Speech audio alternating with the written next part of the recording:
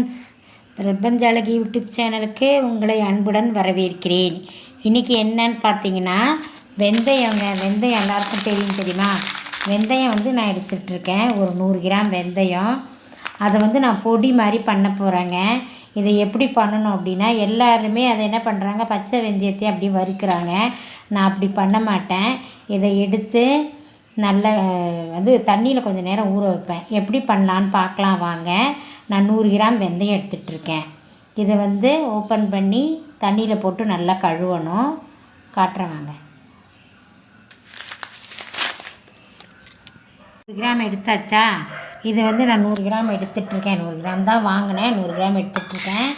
இதை நல்லா போட்டு ஒரு 3-4 டைம் நல்லா கழுவிடணுங்க. கழுவிட்டு ஒரு 1 ஹவர் நான் ஊற வைப்பேன் தண்ணியில்.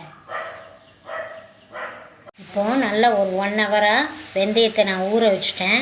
இப்போ என்ன பண்ணணுன்னா, நல்லா கழுவிட்டு மறுபடியும் அதை ஒரு ஜல்லடையில் போட்டு கொஞ்சம் நேரம் தண்ணியை வடிகட்டணும். நல்லா ஒரு வடிகட்டியில் போட்டு வச்சுருக்கேன். நல்லா தண்ணி வடியட்டும். வடிஞ்சோடனே ஒரு பிளேட்டில் போட்டு காய வைக்க வேண்டியதான். ஃபில்டரில் இருக்கிறத எடுத்து நல்லா ஒரு பிளேட்டில் கொட்டி ஆற வச்சிடலாம். அவ்வளோதான். நல்லா ஆற வைக்கணும்.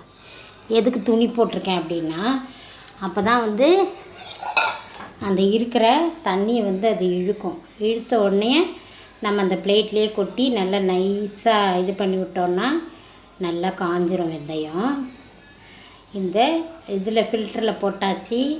தண்ணி நல்லா வடிஞ்சிச்சு. மறுபடியும் இந்த கிளாத்தில் போட்டோன்னா தண்ணி அது இழுக்கும். இழுத்தோடனே தட்டில் போட்டு காய வைக்க வேண்டியதான். அவ்வளோதான்.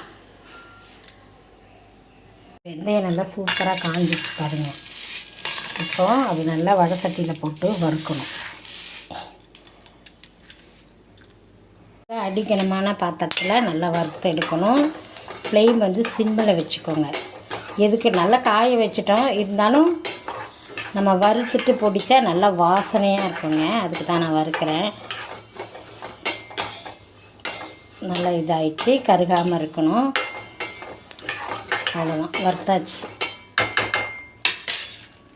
இப்போ ஜாரில் போட்டிருக்கேன். வறுத்து வெந்தயத்தை நல்லா ஆற வச்சு போட்டிருக்கேன். இப்போ நல்லா பவுட்ரு பண்ணி எடுத்துகிட்டு வரேன். அப்புறம் வெந்தயப்பொடி ரெடி ஆயிடுச்சுங்க. நல்லா அரைச்சாச்சு. நீங்கள் நல்லா யூஸ் பண்ணலாங்க. இப்போ சாம்பார் நீங்கள் கொதிக்க வச்சு இறக்கும்போது இந்த ஸ்பூனுக்கு 1 ஸ்பூன் போட்டால் போதும். நல்லா வாசனையாக இருக்கும். காரக்குழம்பு வச்சுக்கல இறக்கும்போது போடலாம். ரொம்ப நல்லது. டெய்லி இந்த அளவுக்கு பாருங்கள், இந்த அளவுக்கு எடுத்து வாயில் போட்டு கொஞ்சம் தண்ணியை குடிச்சிட்டிங்க அப்படின்னா சுகர் கண்ட்ரோல் ஆகும். உடம்பு குளிர்ச்சி அடையும். முடி கொட்டுறது சரியாக போகும்.